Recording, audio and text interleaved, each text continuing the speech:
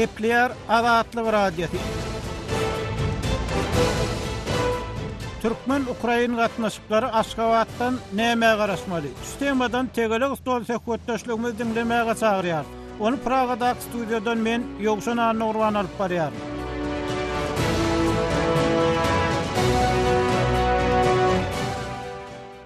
Ukrainada 3 ay golay dowam eden halk protestleri ahyryna prezident Viktor Yanukowyçyň Orsiýety tarapdary hökümetiniň synyp, ýerki prezident saýlawlarynyň bellenmegine we täze hökümetiň düzülmegine alyp geldi. Ýöne bu wakalar resmi Aşgabatyň nähil garaýanyny barada bir zat aýtmak kyn. Sebäbi Kiýewde prezident Viktor Yanukowyçyň hökümetine garşy 3 ay golay dowam eden halk protestleri barada Türkmenistanyň resmi metbuatynda hiçzat aýdylmady. Eýheminni Türkmen Ukraina gatnaşyklaryna nähil üýtgeşmeler bolar. Bu ýerde nähil çelgilerden uğralmaly. Bu arada söhbede Aşgabatdan publisiýaçy Amanmurat Bugaýew, siýasat aktivist Nurberdi Nurmehmedi, Şwesiýadan Watan Siýasy Jemgyýetçilik hereketiniň başlygy Hudaýberdi Orazowy çağırdyk. Tegelik stol söhbetdeşligine hoş geldiňiz. Hoş gördük. Hoş gördük. Ma'lum bolşýaly resmi Aşgabat şu hil wakalara bir hil terasap çemeleşýär. Şoňlan birlikde bu wakalar barada resmi metbuatda habar hem berlenok. Emma Ukraina Türkmenistanyň lokal bir hyzmatdaşlyk saklaýan ýurtlarynyň biri. Şoňlan birlikde Ukrainada müňlerçe türkmen studenti hem okuýar. Amanmurat, bu indi Türkmen Ukraina gatnaşyklarynyň häzirki ýagdaýdaky perspektiwasyny näme-de görýäňiz? Bu ýerde nämeler bolup geçýär? Hayların kurulunna kerwenmenmilasya bir siyasetde de şeyler. Bir siyasetin karşısına başka bir siyaset kurulunna ya da bir karavuycun karşısına başka bir karavuyç kurulunna siyasetçilerin harbi bilereşiklen yol başçılarının aklı gözünde oluyor. Eslerin gargamagy şol işlerin deneserliğini aradan ayırdı. Bir adamda tarihinde juda heýlek bolýan var. Ukrainada bolup geçen döwlet agdarlyşy şol tahir yükün dünya eýemleýän ýeketek siýasatyň kerrendi ýadymy ýüwesi. Indi Türkmenistan Ukraina gatnaşyklary babatda Türkmenistan döwletiniň onuň juda sylsyrymly meseleler problemlerdir. Çünki 22 fevraldan soňky Ukraina bütünlüği täze döwlet. Ol Paşa Rusiýa döwründe Ukrainada Esler döwründäki Ukraina Sovet Respublikasy 91-nji ýylda elan edilen Ukraina Respublikasydyr. Bütünle başga döwlet agdarlyşy erahyna kemale gelen döwlet. Türkmen Ukraina gatnaşyklaryny hem ters düzüp ýola goýup bolmaz. Bu wagtda juda akylly başly hem de siýasat ýöredip ýola goýulmaly.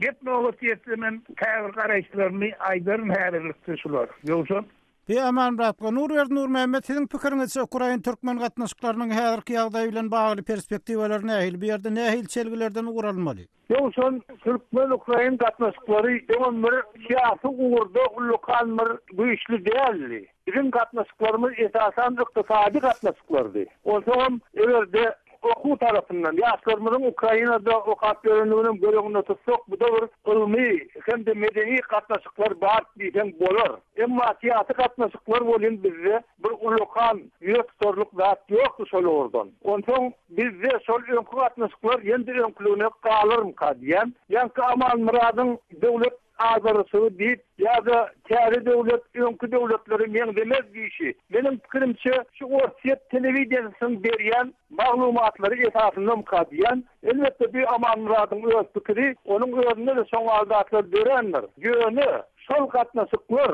ýa-da şu täze döwlet bilen bolan gatnaşyklarym Türkmenistan üçin ulkan bir terrini ýitirmermi diýen. Elbetde bärde Türkmenistanyň täze döwlet täze emele gelen döwlet ýa-da döwlet ýolbaşçylary bilen öz gatnaşyklaryny gurmak üçin ýa-da soňa bolan öz gatnaşyklaryny bildirmek üçin bir zarrama da kabul etdi bolardy, egerde gerek bolsa. Ýöne interaksion alda Türkmenistan tarapyndan edilen öňsüne Ukrainada bolýan wakalar bardy. Türkmenistan interakzat diýen o. Ýöne benim pikirimçe Ukrainadaky bolýan zatlar bizim başymyzdan gelmegi mümkin. Sebäbi öňkü beýik dostumuz hem bir döwletde bile bolan dostumuz Orsiýet bizden daşdy däl. Onuň alyp barýan siýasaty häzir Ukrainadaky soňky wakalary emele ýetirip ýeten bolarym diýen. Ýoksa Inni Nurwer Nurmehmet hökümetin pozisiýasy belli bir derejede düşnükgülleri öňkü tejribelerden hem görnüşine görä resmi Türkmenistan Ukrainadaky wakalarlarda dymmak pozisiýasyny saýlap alýar. Emma halk içinde nähili pikirler bar, şu ýagdaýlar barada halk arasynda nähili maslahatlar, nähili pikirler aýdylýar, ýa nähili netijeler çykarylýar. Ýoksa halkyň içindäki pikirler bardy gurjuna demizde halkyň pikiri ýa-da halkyň içindäki dürli gatlyklardaky pikirler näme esasynda emele gelýär. Egerde sol pikirler orta telewiziýasynyň gepleşikleri esasynda emele gelen bolsa, onu Yanky Aman Murad'ın aýdyşy alyşy taýdary Erbet döwlet agyrysy bolupdyr. Ya şoňam geljeğine ävelli. Egerde başgaça özbaşda pikir etseler, onu başgarak pikirlerde bolardylar. Ya-da itlenlik ýagdaýda ýeker orta telewiziýasynda başga da habar çeşmelerinden çeşmeleri dinleyen adam başgarak pikirler etmäge mümkinçilik özüne tapardy. Onsoň bitenlik adamyň öz içki dünýäsi bar, öz düşünjesi bar, syýasy, ykdysady düşünjeleri bar. Benim pikirimçe şol etapda adam özüne her taraflı informasiýalar özüne bir öwrenip özüne bir ýadaşlyk netije çykaryp bilýän intelligent adamlar bar, şolaryň pikirçe Ukrainadaky bolýan wakalar ol iklenlik ýagdaýda şol öňkü hökümetiň prezident Yanukowyçyň alyp baran siýasatynyň netijesi. Ondan o taýda şonuň ýaldaşlaryň bolmaklygy hiç bir geň galarlyk adam däl. Şuatlary düşünýän adamlar özbaşda bir progressiv netijeler çykaryp bilýärler. Emma diňe orta telewiziýasy boýunça özüne pikir derejäne adamlaryň pikiri elbetde orta telewiziýasynyň hyýaly bolar. Olar üçin elbetde bir gatnaşyk gurmagam şol etapda bolmaly bolsa ol ýalňyş bolarym kadýan. Ýöne Türkmenistanyň hökümeti hiç wagtam şuňal wakalarda dymmaklyk pozisiýasyny elemeli dälmi kadýan. Ýa-da bir waka bolup geçdi. GKÇP döwründe Türkmen hökümeti bu kully ýa-da sol döwürde prezident bu kulup sol günler hiç kimin halkyň öňüne çykmady. GKÇP gutarandan soň bir gün geçenden soň halkyň öňüne çykyp Krupska adyndaky egerme dokma fabrikasyny ýygnap geçirip GKÇP ukarlary boýunça gurrun etdi. Şonuň ýaly bize indir bolmaly dälmi kadýan. Ýoksa Nurwer Nurmehmet Hudaý berdi açyk üstlerinde soraýan bir 17 bolsun alýan üçin men Nurwerdiň bir ýerlerini bir jogaply goýmaýyn bir kağıt jogap bermem mümkinçilik göredim. baş üstüne. Nurwerdi onuň bilen şol kirlenişlerinde ähkiyat edip adamlaryň soňaly tasawwurjak bolma. Onsoňda dile orfiyet telewiziýasynda herediýanymyz. Dünýäň beýleki habar berişlerim bar, dünýäň beýleki network ferişlerim bar. Yani 20 fevralda kol çekilen şertname Yanukowyçy yurtdan kovup çıkarmaga mecbur edýärdi. 3 tane Ýewropa döwleti gelip sotaýda şahyetlik etdi Daşary işler ministri. Ya bolmasa Estoniýa, Latwiýa bilemok bu Pribaltika ýurtlarynyň biriniň parlamentynyň başlygy berip setdi. Amerikan döwlet sekretärinyň konakçysy meýdana çykandara çörek bu kapaýlady. Onem o ýa-da bolmasa Ýewropa ýurdunyň Daşary işler ministri gelip prezident bilen duşmany ülkeler sol gowgolumçylyk bilen duşýar. Yani her Birleşen Milletler Uramasyna gidip durýarlar, bizim sen hakkını satýardy. Kalan adamların hakkını satan okmu. Näme üçin kırgaryny beýle adamlaryň boýuna çyk bolup öňüň atmandan atýar. Hem öz düşünjäňden çekip getirmek ýöne kim kırmızı üstüne atana çekmezden olur. Bir hallerini yapıyor. Bu Aman Murat, bu Hudaý berdi size gelýär. Siziň nukdaý nazaryňyzda näme bolup geçýär? Dogrudan hem ine Türkmen resmileri, Türkmen hökümeti bu barada maglumat berenok, bir tarapdan hem Orus telewiziýasynyň täsiri esasında ýalňyş pikir düşünje döreýär diýen pikir orta atylýar. Siz nähili netijeler çykarýaňyz? Birinciden Türkmenistan, Ukraina araratlaşygy alsak da şoňsy başlangyjy şu ýalňyşmasy 2003-nji ýyly başlandy da, onun mecburi başlandy da. Ýa-ni sebebi ýadymyzda bolsa şu Gazprom Türkmenistanyň gazy indi Ýewropa giden okdyp eger satjak bolsaňyz öňkü Sowet Respublikalarına satylýardylar da. Şu bolsa iň bir köprek alýanam şu Ukraina'dy da. Şu Ukraina'ya gittik, şoňdan gepleşip geçirdik, zat etdik, şu bir gaty kıyın çyrşyrly boldy ýolda. Gaşçylar, sowdagarlar, ýa-ni bankirler bir topar adam ulakon gurrunda. Ýöne Şu ağırson bir yanka geldik. Şu yanka şu olur valuta tölebilen ok. Şoňa şu sebäplen näde hasaplaşmaly. Şu klinik hasaplaş geçiriz diýen bir yanka geldik da şerde. Şu durmasa o şerde ama varlar. O. Şu eger de şu klinik hasap bolanda onda yanka dilmeldi da. Mesela şimdi şu gazi olurun öz pulunu satyas. Şu Ukraynaň şu bizim şöyle hasabımızda şu pul toplanýar. Şu biz aşawatda şu pulu öz yani biznesmenlerimize satyas. O Türkmen pulunu şu etip bolsa olar şu pul satyp alıp Ukraynaga gelip sen haridin satın alabiliyorlar da. O. Eger de biz şunu edibilende ol hükmani Türkmenistan'ı da Ukrayna'da güçlü täsir ederdi. Şonun ösmesine, şu küçük biznesin ösmesine, yurdun ösmesine, yönü. Gıynansak da, o şu şertama bağlaşıldı, biz kayıttık, o son olsa, indi men adımlarına değilim, hani işler başlandıysam, o zaman Ukrayna'ya geldi, yok diye, yol başları yatırdılar diye da, o şertaman. Ona öyle yatırdılar, son olsa, o Niyaz var canlatsın, Niyaz var diye, yankı diye, ay diye, hazırlıkçı şunu yatırdık diye, bir kayışı, Soğudagarda diye özürü zavod fabrikalarının haridalarını diye bize köp harit gerekli. Şu şertnamanı yatırdılar.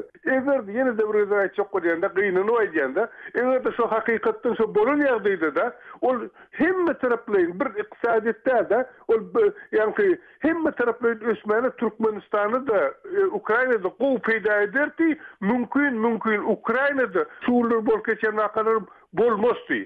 Sebebi haysıda bir yurttu. Şu eger doğrudanım şu küçük biznes berk olsa da bunlar vakalar bolmaýar. Indi näme bolsa da boljogy ýa men pikirimçe bir şu sowatsızlıktan ýa boldy da ikinci bu korrupsiya meselesi. Şu iki mesele güçlü ýa täsir etdi şu vakalar döremek üçin de. Bir Hudaýber Doral Türkmenistanyň Merkezi Bankynyň öňkü başlygy, häzir Şwesiýada ýaşaýan türkmen aktivisti. Gepler Adatly radio. Hormatly dinleýijiler, söhbetdeşligimizi sağly hareketme bilen dowam etdirýär.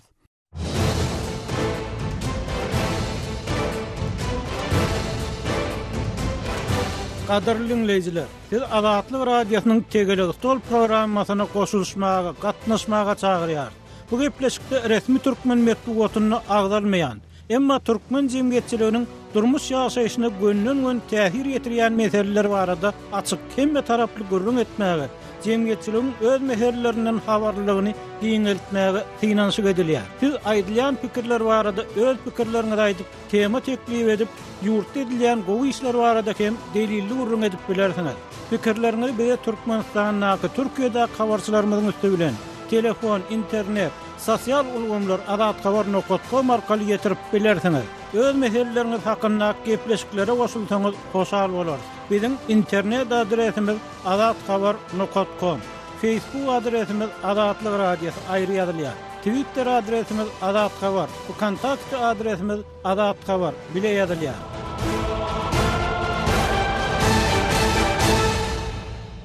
Tegelik Tol söhbetdeşligimizi dinleýärsiňiz. Oňa Türkmenistanyň siýasat aktivisti Nurberdi Nurmämmet, publisist ýazgy Aman Muratova, Şwesiýadan siýasat aktivist Hudaýberdi Oradow gatnaşýar. Ukrainada bolan meýdan rewolýusiýasyndan soň Türkmen Ukraina gatnaşyklarynyň geljegi perspektiwalary nähili bolar. Bu arada söhbeti Aman Muratova bilen dowam etdirýär. Aman Muratova, indi şu korrupsiýa meselesi ortaga çykdy da, şu barter hyzmatdaşlyk bilen bagly Ukraina Türkmen söwda gatnaşyklaryna, harit gatnaşyklaryna köp gurrunlar çykdy. Käbir adamlaryň baýak gideni hakynda habarlar çykdy. Indi häzir şu açaçanlyk görnüşinde bir halk protestleri görnüşinde bir ikinci rewolýusiýa bolup geçýär. Meýdan rewolýusiýasy diýip adally Ukrainada bolsany şu dogurdan hem medadyň açaçan bolmagy hakynda gurrunlar edilýär. Ýewrop standartlar hakynda gurrunlar edilýär. Bu açaçanlyk ýagdaýy indi şu Türkmen Ukraina gatnaşyklaryna nähil täsir ýetirip biler. Umuman bu taýda bir oňyň da garaşmalymy ýa tersin da garaşmalymy Türkmenistan eýerip bilermi şu açaçan gatnaşyklar talaplaryna ýa bir ýerde gatnaşyklar çäklenirmi? Siz näme pikir edýäňiz? Yine Türkmenistan devleti aňly düşünjeli programma taýýarlap iktisadi siyasat meseleleri yolu koyacak bolsa elbette bir saçılma mümkün yöne bäde Türkmenistan'a da Ukrayna'da bağlı olmadık bir giden faktörler var. Onları bilen Ortiyet faktörü. Mənim olşayalı Ortiyet önkü imperiya hevesinden, önkü ağırlık hevesinden çekip paranı ol. Her Ukrayna halkının yüzlenmesi ya da Ukrayna'nın son prezidentinin hatırasında deyimine koşmuş almağı devlet derecesinde Putin ruhu dallı. Ertesinden Türkmenistan sağda katnaşıkları yolu koyacak bolsa Ukrayna bilen hükman Ortiyet'in üstü bilen yolu koymalı olur. Sebebi ağırlıklı Ortiyet benim Ukrayna bilen gönterhedimiz yok. Türkmenistan'ın bir atması önümler barayan devletlerle esasen uğulavadar otlar takmak bilen mesullar yani Huday verdi artık doğru veriledi. Oranımlı Ortiyet'in bilen geçmeli olan olamağırlı. Biraz Ortiyet faktörü şu atmasıklara elbet tahir edip bilecek. Eğer Türkmen hem Ukrayna hükümeti hevet edenledi. İkinci bir gümrük payı doğru.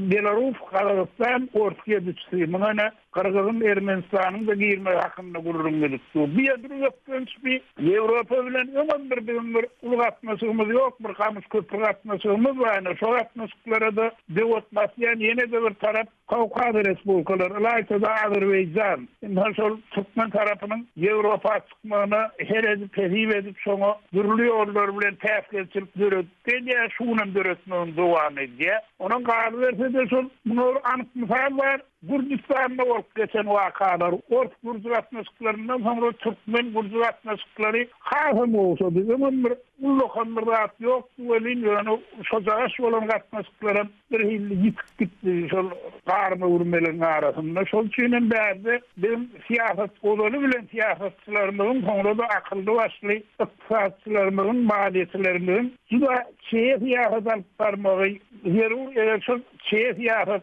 aradan bitti onu Ukrayna Türkmen atmasıklarının bütünlüğü aradan ayrılmağı mümkün bir juda şükvatsız näklar. Bir aman rato Nur Mehmet sizin pikirinizçe Türkmen Ukrayna iqtisadi gatnaşyklarynyň geljegi nähili bolar şu wakadan soň? Ukrayna kadar bizi ençeme teknolojik işleri, teknolojik hem kocalık işlerini alıp var ya. Şonun iqtisadi miktarını gödemini getirende men dol bir kesitler aydık bilecek gel yönü ulu mesuldaki işler. Şu işler mene Ukrayna'da İslamik hükümet bolanlarda devam ederim diyen, İslamik hükümet bolanlarda Ukrayna öz teknolojisi için bağlar açmalı. Öz mümkünçilikleri için bağlar açmalı. İstasına da şol bağır bolan bağları olsa elin yitirmeliler. Şol esasında da bizim iqtisadi katnaşıklarımız devam ederim diyen. Nurverdi şu Ukrayna'da okuyan studentler bilen bağlı nähili bir öz görüşmeler ya neticeler bolup geçer öýdäňiz. Şu meselede nähili bir pikir aýdyp biljeksiniz. Studentlerin Ukrayna'da hayaleti yağdayı vardı. Resmi çeşmelerde belirleyen zatları yok. Yönü sol studentler öz ene atalarına, yağlayan hatlarına, ya telefon gurrunlarına, özlerinin yatak sahalarından kendi çıkmayanlıklarına aydiyalar. Okul prosesi şu an bozuluptur. Yönü yağday bölüğü elbette okul proseslerim öz bir gününü tapar. Yönü başka da bir zat aydasın veriyor. Ukrayna'daki okuyan studentlerin öz aytmaklarına göre şu tayda okul prosesleri o yolu koyulanım değil. Şu yerlerde studentler instituda barman diplomam alıp bilya diyen yalıkı havarlar var. Şu tayda Ukrayna'nın yukarı kucalarına palıkorluk ösenmiyorlar. Belki onu bizim studentlerimizin öz tehirle şeyle olandır. Belki şu tayda öngdenim son aldatlar vardır. Yönü Ukrayna'da okul prosesleri yeterlik derecede yukarı değerli arada kendi havarlar var. Suratlarına bir fiili. Suratlar bizim peydamda değil. Yoksa bir Nur Mehmet Huday verdi size gelýärsin. Niçe Ukrayna'da bolan zatlar bilen bagly Türkmenistanyň almaly sapaklary barada näme aýdyp biljeksiniz? Şu ýerden Türkmenistan üçin gelip çykan netijeler barmy? Benim fikrimçe birinciden şu esaslı Sovet Respublikalarında bol geçen vakalar hemmesini öğrenmeli. O şu neyem Çin oldu, nehili oldu, o şu Türkmenistan neyin netice çıkarmalı şu zatlardan, şu zatlar hemmesini öğrenmeli, fikirlenmeli. O hükmen. Son olmasa şu evde misal şu netice çıkarsan da şu ise Türkmenistan'ı men fikrimçe Türkmenistan şunlar ikabir işler etmeli de mi kadiyanda? Ine misal aydaly gıyık vaq olduğunu şunlar vaqanı geçti de Ukrayna'da yadınızda olsa o Yushchenko geldi hukumet başına. Yushchenko geldi de yani bir hepteden Türkmenistan'a vardı. Türkmenistan'a var yani bir ay geçmem Türkmenistan'da en bir ulaqon iş bitiriyen adam kim? Yushchenko'nun ağası. Soňra misal üçün Yanukovych gedýärmi? Şu Yanukovych'in başgalası ýadyrynda en ulaqon firmalar ýa-ni şöyle diýär. Soňra aydaly şeýde Orsetden şu Matviyenkanyň oglumy, Belarusya'dan bir topa. Şoňa zat egerde biz hakykatdan ýa-salşyk bolsak, gatnaşyk bolsak, şu bir ýurtlar bilen, halklar bilen de hakykatdan şu ýurt halk bilen gatnaşmaly. Ýa-ni personaly bilen gatnaşmaly däl. Egerde sen şu personaly bilen gatnaşsaň, şoňra aydaly bir bäre edip ongal arasy däl personalleri bilen şolardan gatnaşyk bolsak hökmani şo ýalňyş bolar. Ahir soňum her geze şungal bir uyat ýagdaý şo Yushchenko'ny masara bolup gitdi. Häzirki Yanukovych'in ana şol adamlar egerde öz bu maşgalasyny pikirini diýen adamlar bilen iş salysam şolaňma şo ýollar bilen de başga da bir Türkmenistan'da misal getirsen ýöne getirip oturmaly da ol diýenki. Şoňa zatda men pikirçi bolmaly da. Egerde bolsa şoňa bir gyn ýagdaýa düşýär Türkmenistan'ın özü. Hudaý berdi, siz şu studentler meselesi barada näme pikir edýäňiz sebäbi 10 000dan gowrak studentiň okuýanyny gaýdylýar. Şu Ukrainada bilim alan studentleriň okul bilen bar näme pikir edýäňiz? Egerde şu Türkmenistan hakykatdan şu öz studentlerini eýetçilik edip, öz gerek ýerlere goýup berip, şolary okudyp, oşoňa şu egerde pul tölenýän ýa-ni ýurtlary uniwersitetlerden talep edildi. Men inanýan da şöýerden hakykatdan gowy okudurtlar da bizim studentleri. Ýöne bir misal getirelim. Men ýa internetden okudum da. Ine Vitebsk Üniversitetiň berýän ýa-ni şoňky dekany aýda. Bizde diýe bir uniwersitetde 480 Türkmenistan'da okuyor diye de. Şonun bir adam şu 480'den bir adam Türkmenistan budjetinin hesabını okuyor diye de. 50 adam Türkmenistan Milli Ministerstwosuyň ruhsaty bilen okuyor diye. Galan 430 adam da bir ruhsat okuyor diye de. Ana nirede belaýatyr. Ana şu enatlary nähil agrym düşýär da pikir et görüň da. Nähil gynçylyk bilen şolary çykarmaly, girizmeli, şöyle okutmaly, ýa-ni şolary kömek etmeli. Türkmenistanyň mümkinçiligi bar hem şu öz çağlaryny bir eýlik edip şolary dogurdy. Ine al görüň da bir ýa-ni Gazakstanda şu Gazakistan öz baştaklyklaryny berdi. Şu öz fond törüdüp şu Angliýada, Amerika'da, başga ýurtlarda öz çağlaryny okudy. Hemme tarapdan kömek berýär. Her tarapdan seredýär. Şu sebäpli de olaryň hiç bir ýagdaýda da häzirki ýagdaýda da hiç wagty ol bir gyn ýagdaýa düşmeýär olan studentleri. Sebäbi olar eýeli. Soňra hökümet şolary jogapkär. Bizde bolsa şu ýa-ni hökümet bir zat ýa-ni jogap. Olum şu kontrol etmek, ýykmak, urmak şu zatlar. Ol hökümetiň borjy däl, hökümetiň borjy başga zat. Hudaý berdi, aman Murat, bu siziň pikiriňiz içinde şu studentler meselesinde Türkmen hökümetiniň pozisiýasy nähili bolmaly? Şu arada bir kagda aýtsaňyz. Studentler wagtynda Türkmen hökümetiniň pozisiýasyny nähili bolmalygyny goroýda getirilen hökümet maslahatyny prezident Berdimuhammedow öýretdi. Ol ýurdun başynda okaýan studentleriň haýhurdan bilim alýanlygyndan Türkmen döwleti umuman bihabar diýdi. Şo netijesinde käbir puldoklar boýunça artykmaz gereginden köp spesialistler, okaýanlar, bilim alýanlar ýurda gelenden soňra da şol urdan iş tapyp bilen oklar. Käbir puldoklar boýunça bolsa spesialistleriň ýetmezçiligi duýulýar. Şonuň üçin Türkmen hökümeti ýurdun başyna okuw ýerleri görükdirmeli, haýhurlar boýunça spesialistleriň ýetmeýänligini nazarda tutup şol esasda şolaryň bilim almagyna kömek ýardym etmeligi. Elbette bir häzirlikle ýarşyn et, ýarşy umyt, belki Hudaý şo ýarşyn et durmuşa geçsinler. Ýoksa Bir aman brat bu Türkmen Ukrayna gatnaşyklar hormatly dinleyijiler şu temadan adathabar.com'da açylan foruma gelen seslenmelerin hem käýüri bilen tanyşyp geçelim. Bu işmen kardeşim Sehra'dan haýyş etmekçi. Sağ ol Ýoşan. Biziň adathabar.com web sahypamyzyň ýörite tegelik stola başlanan bölümine gelip goşan käbir tesvirlerde keçe telpak 3 ady bilen tesvir aldyran okuyjymyz Türkmenistan nire öwrülse problema. Odol oş, inni Kiev, soň Stambul bolar, soň Hytay. Hemme ýerden studenti çekjek bolsaň, arany kesjek bolsaň, bilmedim-de. Inni näçeýini bilmän oturandyr. Ýöne meýdan rewolýusiýasyny görenler gelse, olardan hem gorkarlar. Näme diýseňem müňläp ýaşadymdyr diýip öz teswirini aldyrypdyr. Hytaýdan talyp ady bilen tesvir aldyran beýlik bir okuyjymyz bolsa, daşary ýurtda okuyan studentler diňe bir meýdan rewolýusiýasyny görenok. Eýse her türlü wakalara şaýat bolýarlar.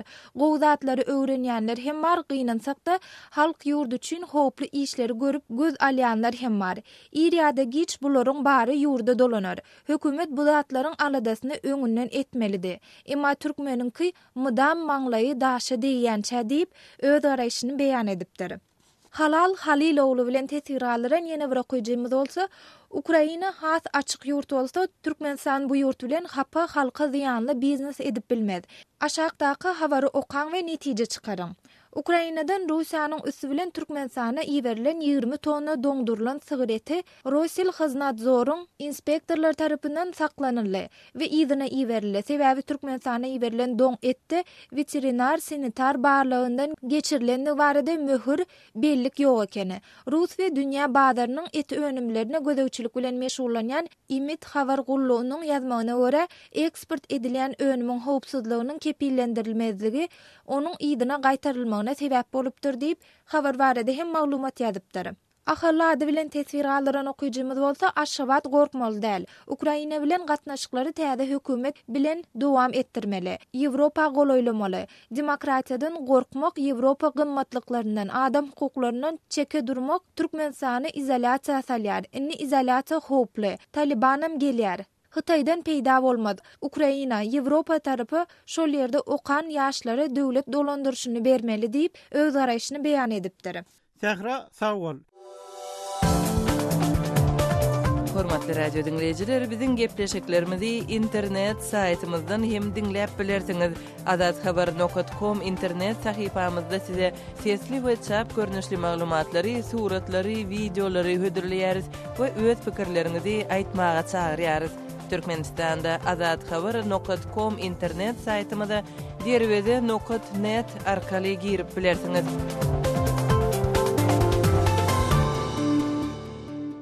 Hormatly dinleyijiler, şunun bilen Türkmen Ukraina gatnaşyklary Aşgabatdan näme garaşmaly temadan tegelik stol söhbetdeşligimizi geçirip oturýarys. Oňa Türkmenistanyň siýasat aktivisti Nurberdi Nurmahmet, publisiýasy Aman Murat Bugay Şwesiýadan Türkmenistanyň Merkezi Bankynyň olarky başlygy Hudaýberdi Orazow gatnaşdy söhbetdeşligi Pragadak studiýadan men Ýogşan Anurwan alyp bardym. Eger söhbetdeşlikde aýdylan pikirler bilen bagly öz pikirleriniz, bellikleriniz bolsa, ony adathabar.com'a girip şol ýerde tesvir görnüşini galyryp bilersiňiz. Ýene-ki efir duguşçuklarymyza çenli hoş, saglykda galyn.